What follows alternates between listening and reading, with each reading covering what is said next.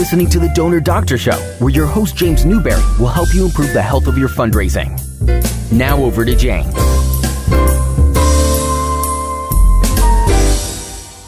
Hello, this is The Donor Doctor, and I'm with my son, Jonathan. Say hi, Jonathan. Hi. And we're going to talk about fundraising failures today. People don't like to talk about their failures, but I'm going to quote Jane Fonda here. Have you ever heard of Jane Fonda?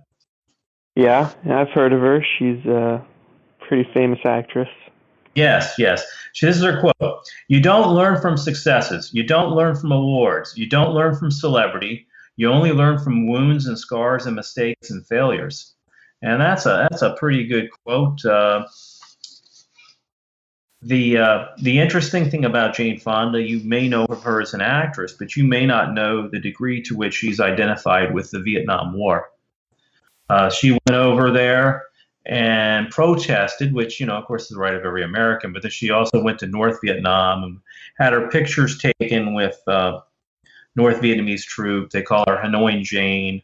It was a controversial issue, and I think that it was an example of, even if she was right about the Vietnam War, and I think most people would say she was right that the war was unwise for the United States, wasn't worth the 58,000 people who died for it.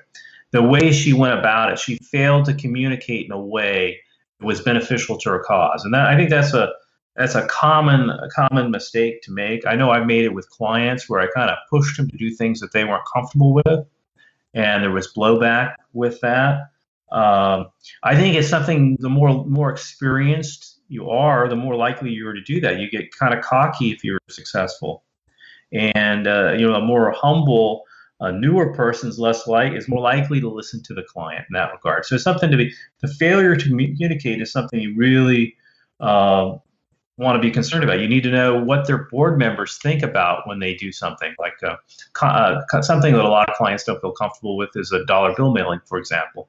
It does work the best. So as a fundraiser, you think, well, this is a great idea for their direct mail program, but you have to know if that's a good program for them or not. So that would be my first one, failure to communicate. The second is the failure to judge the market properly. Now, if you go on, I think it's I-70 in Western Maryland, you'll see a Noah's Ark on the side of the road. You really won't see it. It's not finished. You'll just actually see how would you describe that? It looks like a steel building that was never finished, and it's kind of in the shape of a boat. It's kind of in the shape of the boat. You wouldn't know except they have a sign about it. And there was a Washington Post article about the guy kind of being a little clueless, thinking that God's going to build the Noah's Ark for him. But I don't think the guy's as clueless as you think. In other words, I think there's a lot of other people make the same mistake he did, and that is to misjudge the potential. The better way to build any kind of museum is to do it in phases. That way, if you're only able to raise $2 million instead of $20 million, you still have a $2 million facility or whatever it is. Clearly, there is interest in Noah's Ark. It's one of the great stories of the Bible. And, of course, there is one in Kentucky that was recently built by the Creation Museum. Are you familiar with that? I think I've talked to you about that before. Yeah, well, it's an infamous museum, I think. Well, I would like to see in like humans in the same exhibit. Well, I do think it's kind of I'm not into the Bill Nye has debated this guy. I think his name is Ken Ham, and he believes that the dinosaurs were around the same time as humans. I think he does. That's what I read. I'm not sure. I've never been there, so I shouldn't say that if he believes that or not. But it is possible. My point is to build a Noah's Ark, but it's not easy, and not everybody can do it. Bruce Everly, who I used to work for, was telling me that he was visiting a museum architect, and he was impressed by a lot of the, once they build, what it's going to look like, a model. He says, I really like these over here, but were they built? And he said, no, those never got built. In other words, they got to the planning stage, but they weren't able to raise the funds. So you have to be aware that not every museum or every YMCA or whatever it is homeless shelter is going to be built. I mean, you might have the dream, the vision. You may have some of the ingredients to make it a success, but you can't get the loan. Maybe you can't get, maybe somebody who's going to give you money pulls out. There's all sorts of things. So it's very important to judge your market properly. It's interesting. The first museum mailing I ever wrote was for the United States Slavery Museum. And it was to be built in Frederick, Virginia, which was halfway between D.C. and Richmond, the Confederate capital. And they started off raising around $20 million. I think $1 million of that was from Bill Cosby back when he was a lot more popular, obviously. But they weren't able to build the 120. So it ended up being kind of a disaster. There were lawsuits. There was a lot of bad publicity, obviously. I think Governor Wilder was $1 museum, though, couldn't you? I think he was sincere. I know he was sincere. He just misjudged the market. And a guy who'd been so successful throughout his life in going against conventional wisdom. I mean, the first black governor from a southern state since Reconstruction. Other things, mayor of Richmond. I can see why he thought he might be able to pull it off, but he wasn't. And it was a disaster. So, one of the things you should do is not just learn from your mistakes, but from others' mistakes. And, it was a little bit of a mistake on my part. Afterwards, somebody said, well, there had been a lot of talk that they weren't going to be able to pull that off. So I should have known that myself if I had done due diligence. So I blame myself. It was I was interested in breaking into the museum market. I was kind of tired of doing political mail, which was, it was a time of George W. Bush and a lot of things he was doing I didn't care for. I wanted to get in the museum market, so I saw this as an opportunity. But it didn't work out. My mailing worked, but and you can't raise $120 million in direct mail, so it didn't work that well.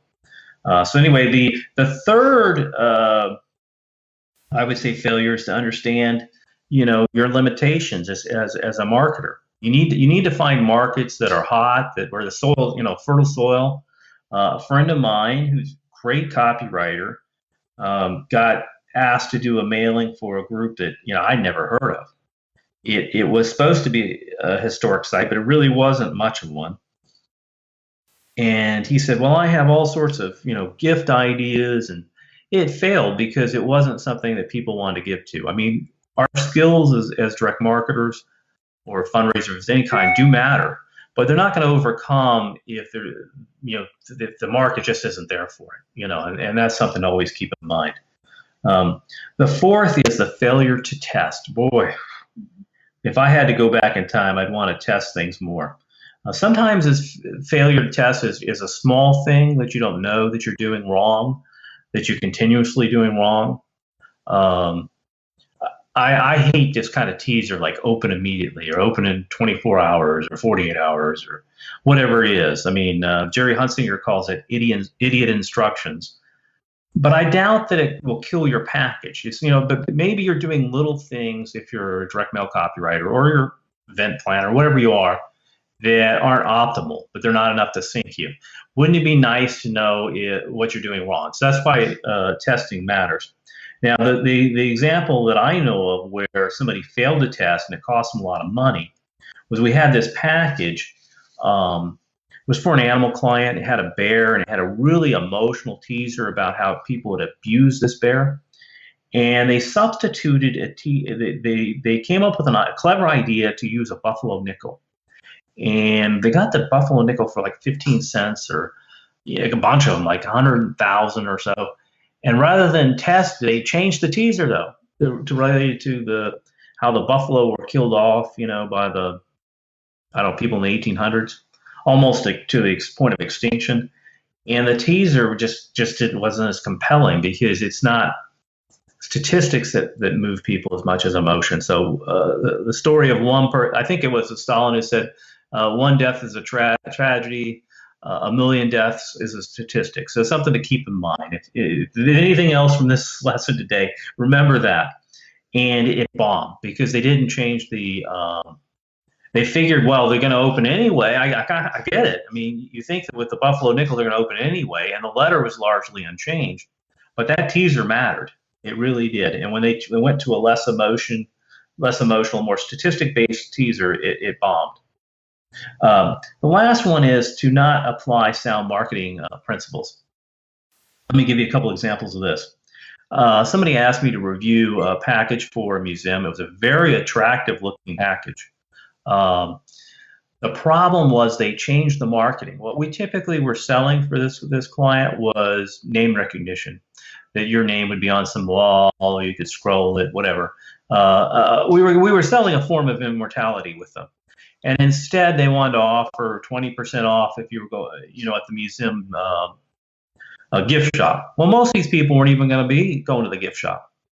They picked just the state, and when it was a big state, but still, most of the people were not going to go to the gift shop. Once you offered that kind of thing, people are putting a different hat on. Now they're thinking like Costco. Oh, is this a good deal? So we went from selling immortality, which to is this a good deal or not? And of course, it really the letter bombed. So that's why they came to me. What went wrong? And I said, well, you went wrong was you abandoned what you knew was the sound marketing principle, and then you think that just because their package is so attractive, that's going to overcome all these weaknesses.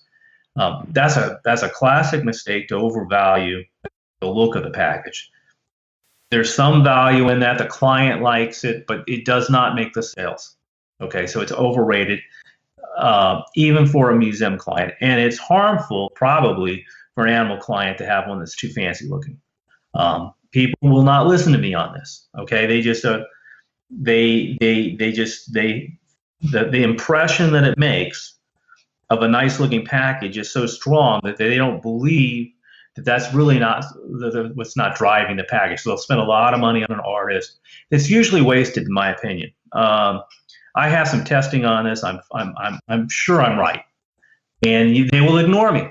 People will ignore me. They'll listen to this, and they'll still go pay thousands of dollars for an outside artist, which is probably a waste. But if they want to go waste their money, that's fine. But I've made lots of mistakes too as far as this. Another example of a poorly marketed principle was something I really like doing is applying something that works in one niche to another, but it doesn't always work. And I'll give you an example. I saw a gum package, and it had a teaser with George Washington chew this gum. I thought, wow, that's offensive. I took offense because I was in tune with the market. The father of our country, you don't joke about. I found it, low class. And sure enough, the market agreed with me. But I was in tune with the market. If you're in tune with your market niche, you don't, even though I do like the idea of transferring something, that obviously that technique was very successful for a troop support group. So I understand how you might want to apply it. And the person who did that's a very talented copywriter, no doubt about that. But I think that they were not they weren't in tune with the market niche. If you really knew the people that gave to this cause, you wouldn't, the father of our country making a joke about it. I don't know. It didn't come across. My first instinct, and I always go with your first instinct. It's really more likely to be right. They say, like, when you take a test, your first instinct's more right, than you've probably heard that when you're taking tests, right? Go with your first instinct. Most of the time, that's true. You're always supposed to pick option C on. Option C. Well, is that your first thing? Okay. Well, Jonathan, you didn't talk a lot today, but if you ever go about the Noah's Ark in Western Maryland, you'll see about how you have to have a good plan. And, that's what that teaches you. So anyway, till next time, this is Donor Doctor signing out. Bye.